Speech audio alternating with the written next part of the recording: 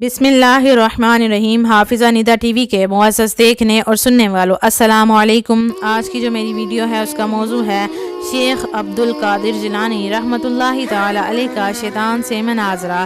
शेख अब्दुल कादिर जिलानी रहमतुल्लाहि ताला अलैह का मशहूर वाक़या है जिसे इमाम इब्ने तमीमा ने अल-तवस्सुल वल वसीला और अपनी दीगर किताबों में ज़िक्र फरमाया है।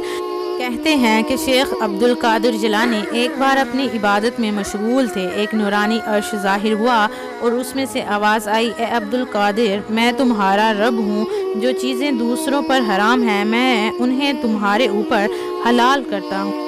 शेख अब्दुल कादिर जिलानी रहमतुल्लाहि ताला अलैह ने पूछा, क्या तू वही अल्लाह है जिसके सिवा कोई इबादत के लायक नहीं?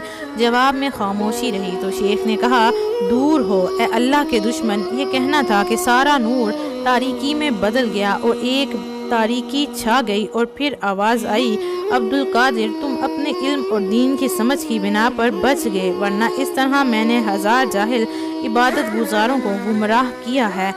शेख अब्दुल कादिर जिलानी रहमतुल्लाहि ताला अलैह ने कहा, ए मरदूद, मैं अपने इल्म की बिना पर नहीं बचा बल्कि मैं अपने अल्लाह की मेहरबानी से बच गया हूँ। शेख अब्दुल कादिर जिलानी रहमतुल्लाहि ताला अलैह से पूछा गया कि आपको कैसे मालूम हुआ कि वो शैतान ही है? आप रहमतुल्लाहि ताला अलैह ने फरमाया कि जब उसने कहा कि दूसरों पर जो चीज़ें हराम हैं मैं उन्हें आपके लिए हलाल करता हूँ तो मुझे यकीन हो गया कि ये शैतान मरदूद ही है, क्योंकि ये बात तयशुदा है कि मोहम्मद सल्लल्लाहु अलैहि वसल्लम की शरीयत ना अब मनसूख हो सकती है और ना ही इसमें कोई तब्दीली आ सकती है। शरीयत में जो चीज़ हराम कर दी गई है वो हराम है और जो चीज़ हलाल कर दी गई है वो हलाल है। इसमें किसी किस्म की रद्दो बदल नहीं हो सकती।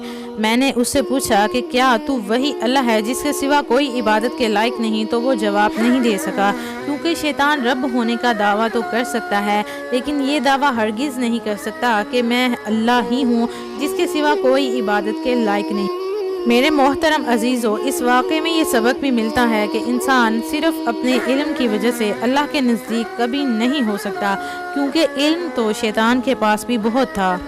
इंसान सिर्फ़ और सिर्फ परहेज़गारी की बिना पर अपने अल्लाह के करीब होता है। और दूसरी बात यह है कि इबादत वही है जिससे इंसान का दिल नरम हो जाए। जिस इबादत के करने से इंसान में तकब्बुर आ जाए उस इबादत का कोई फ़ायदा नहीं। रसूलुल्लाह सल्लल्लाहु अलैहि वसल्लम ने इरशाद फरमाया कि अल्लाह के नज़दीक वही सबसे बेहतर है जो तक़वे में सबसे बेहतर है। वीडियो अच्छी लगी हो तो वीडियो को आगे शेयर कर दे। सदका जारिया समझकर मुझे दीजिए इजाज़त। अल्लाह पाक आप सबका हाफिज़ व निगहबान। हंसते रहिए, हमेशा मुस्कुराते रहिए।